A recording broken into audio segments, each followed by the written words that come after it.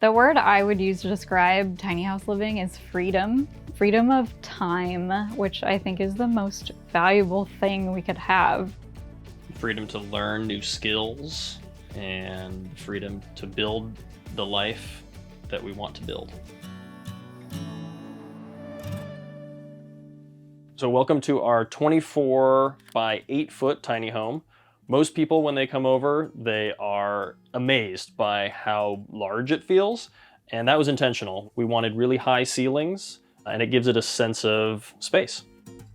For the layout for the kitchen, we actually used the online IKEA kitchen building tool.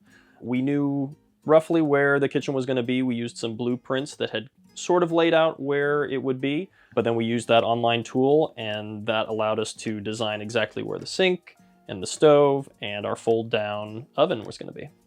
Moving into a tiny house meant a lot of downsizing, which meant getting rid of a lot of our things that we had in our previous apartment.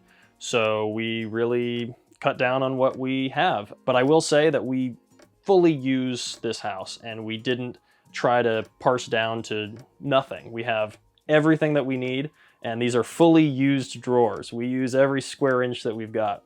And being in here for 4 years means that you fill the space that you have, right? So one of the things that we really want to do is we want to reorganize some of the kitchen cabinets and put in a second cabinet up here that's going to fit in this space to move all of our cups and plates up there. It kind of makes more sense to be up in a wall cabinet rather than down here, and this can be dedicated just to pots and pans.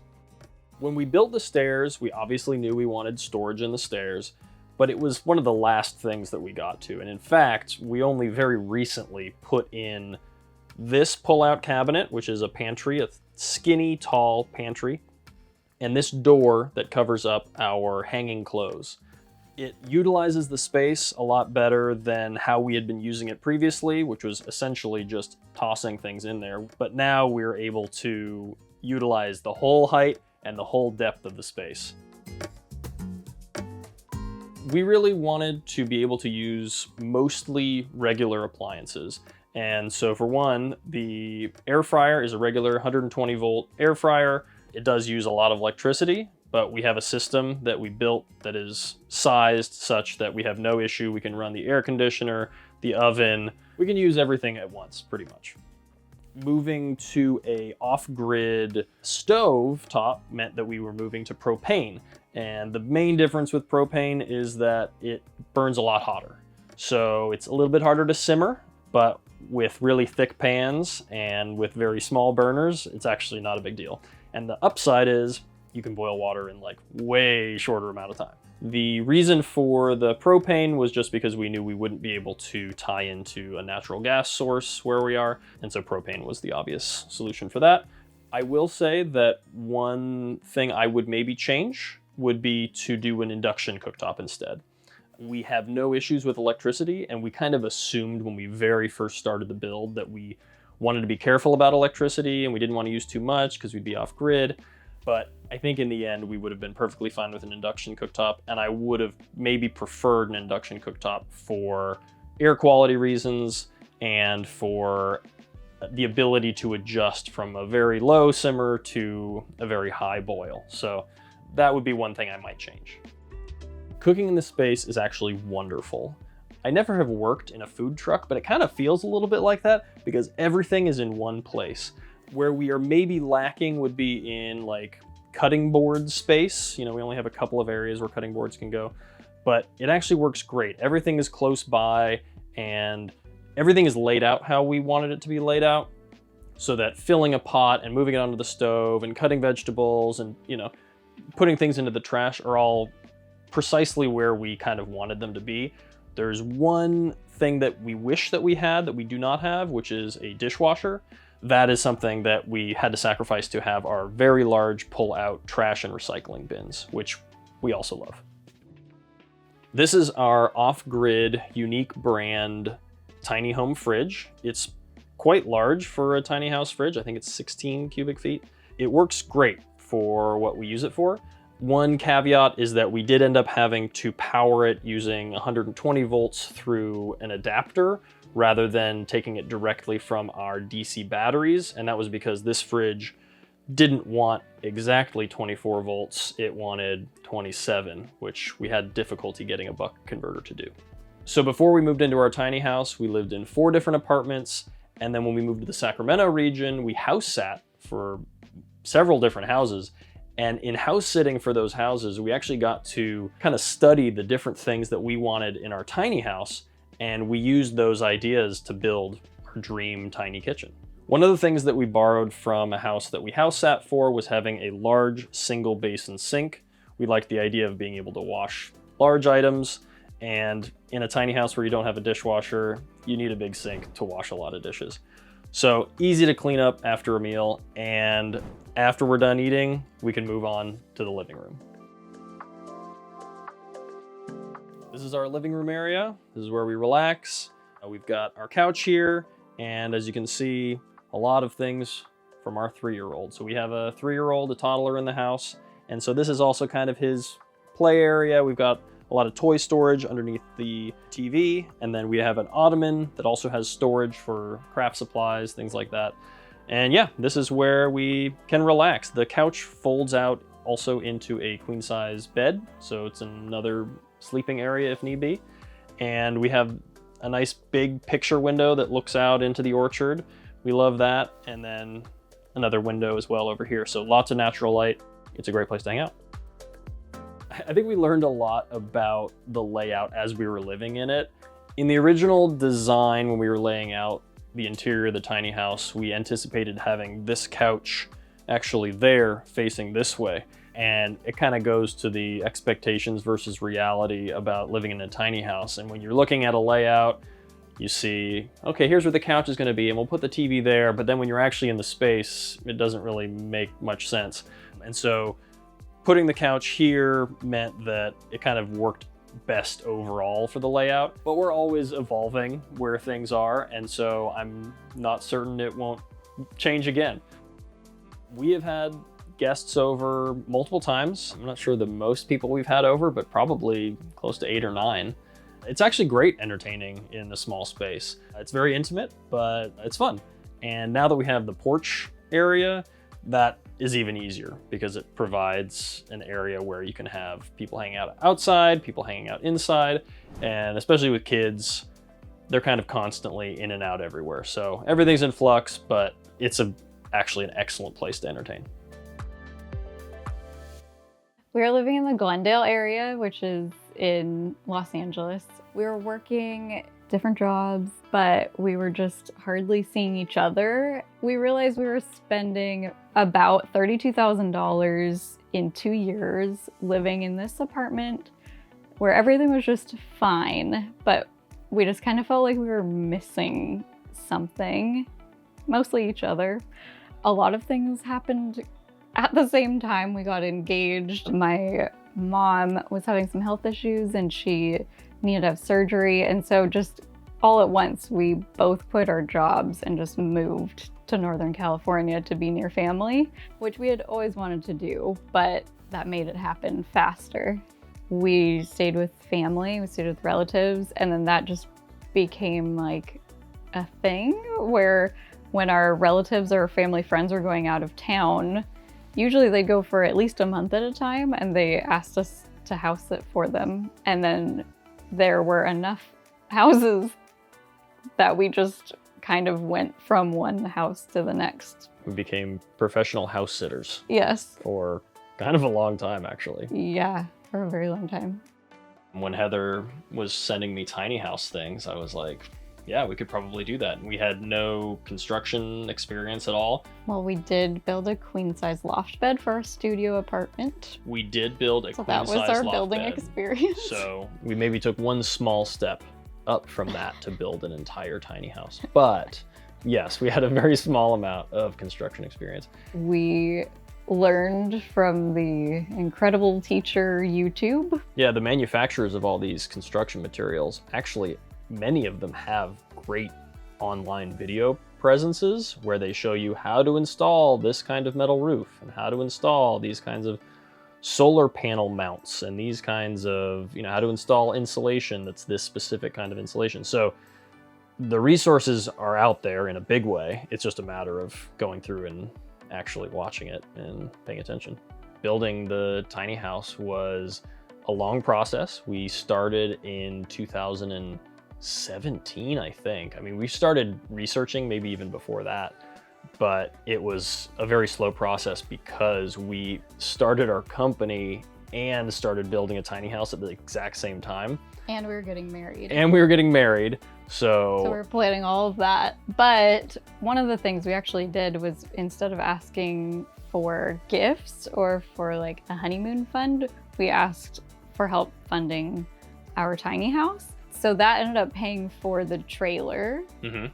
And ended up being a helpful thing to do too, because then we felt reliant on family and friends to see it through, because they helped make it possible. We couldn't stop halfway. Yeah, so there were many times where we're like, what are we doing?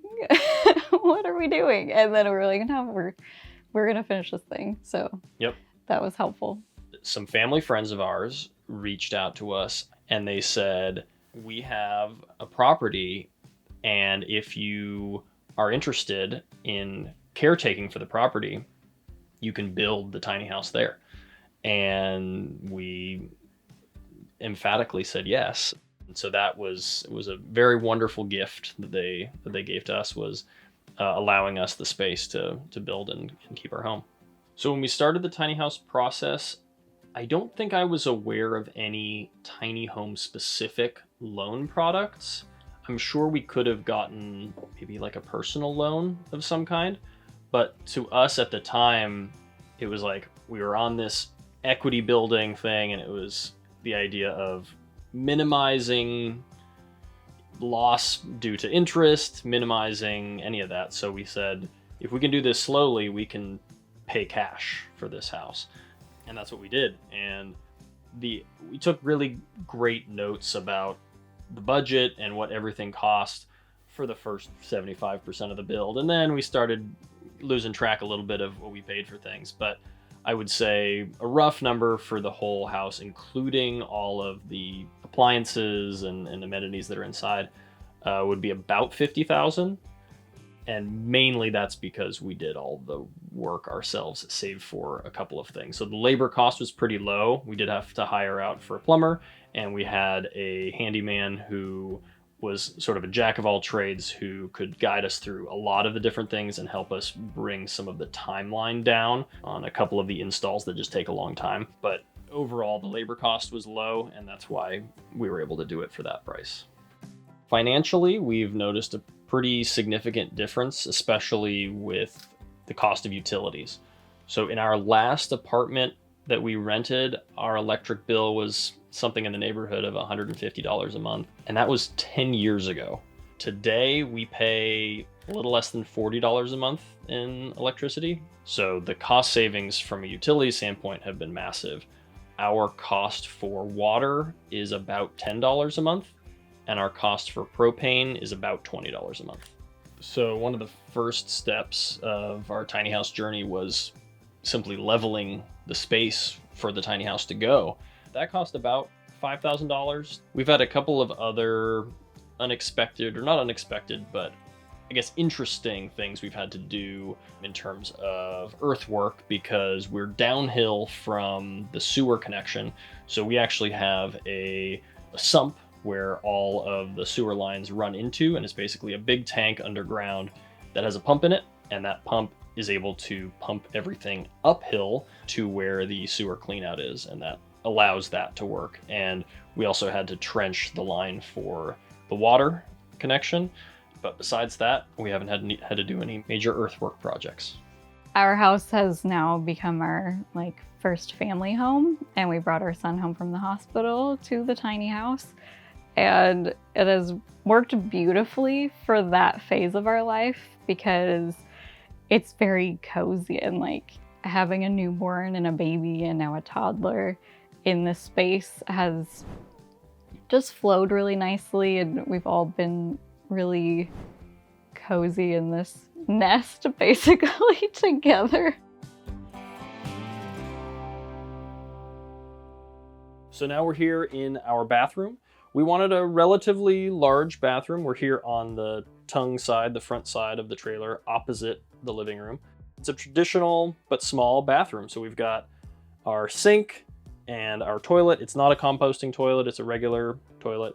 We wanted a 36 by 36 shower stall, and that would allow us to have both a shower and a washer dryer all in one unit, as well as some clothes storage. One of the things that we did in here was, actually for the whole house, we installed these air inlets, and that allowed us to plumb all of the sewer lines in the house without having any penetrations in the roof. If you can avoid, additional holes in the roof, that tends to be better. And so our plumber came up with a pretty cool way of installing these air inlets, as well as one vent that's above our kitchen window that allows us to have a completely sealed, waterproof roof. So it obviously is a small bathroom, and so getting ready in the morning with 2 adults and a toddler can be challenging. But it's actually plenty of space. We're not exactly all on the same schedule, so we can kind of stagger a bit. We don't have too many issues with needing to share the bathroom. I'm sure if we had a teenager, that would be another story. But for now, it works great, and it's enough space that it doesn't feel too cramped. Having a toddler in a tiny house without a bathtub means that we had to get a little creative. So what we did was we got this foldable bathtub that sits in our shower pan, and we can fill that and he can take a bath in there until he's old enough to take a shower. You'll notice that in here, the ceilings are a little bit shorter. I think it's only about 6'5", 6'6" in here. And that's because above us is our bedroom.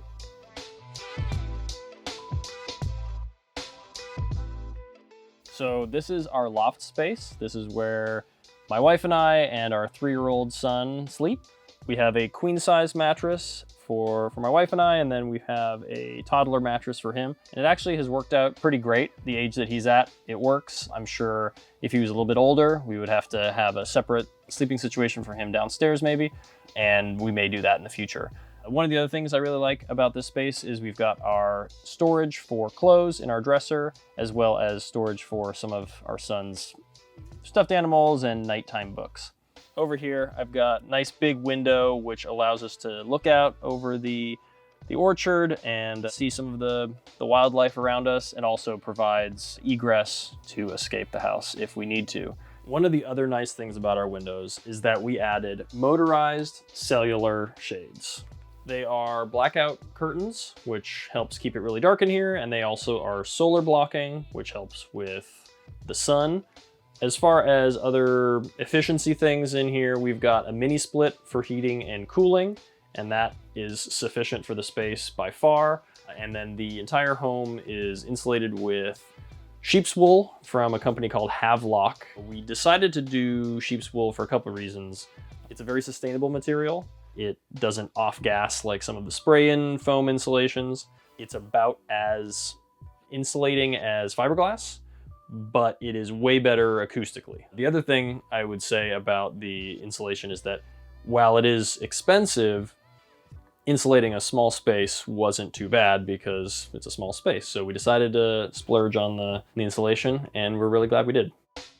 As with most houses, it's a work in progress all the time. So we have lots of projects that we have still yet to do. We haven't finished the bottom of our stairs. I plan on cutting a little hole in this and making a little shoe drawer. The other thing is our smaller loft on the opposite side of the house. We haven't come up with a good solution of what to do there, but it might be storage. It could hypothetically have a little bed, but we haven't figured that one out yet. But that's on the future. Welcome to the outside of our tiny home. Our tiny home is on a 24-foot trailer, so it measures 24 feet long and about 8 feet wide. We went to the maximum height for our tiny home, so it's just under 13.5 feet tall. You'll notice that the exterior of the tiny house is sided with live edge redwood. And so we worked with a company in Sacramento that offers sustainable wood recycling, and they basically take trees that may have been felled by a local utility and they mill them into rough sawn lumber. And so we were able to get 2,000 board feet of this redwood and unfortunately it wasn't the right dimension for siding. So we ended up resawing 2,000 board feet of redwood on its edge with a table saw. It took us, working on weekends, almost 6 months to resaw, plane, stain, and put on all of the siding of this house. And some people build their entire tiny house in 6 months. So it took us a very, very long time, and we now have the beautiful exterior that you see here. Above the porch, we have our solar system. So we have 6 365-watt solar panels up there that are powering our house. We have 2 lithium iron phosphate batteries that hold about 10 kilowatt hours of power, and that provides energy for us for most of the sunny months of the year. We also have rain catchment from that porch roof, and that captures into a wine barrel that we use to water plants in the garden. Using excess wood from our build, we were able to make a couple of other things. We made a mud kitchen for our son. He loves playing with that and making a big mess. We also made a shed where we keep a lot of our tools. And then the smallest house we've built is our birdhouse, which currently has a family of western bluebirds nesting in it. Thank you so much for visiting our tiny home. If you'd like to see more of our house or our entire build, you can visit our Instagram or our YouTube channel, Wilder Tiny Home, or our video production company is C-Stand Productions. Thank you so much. Bye.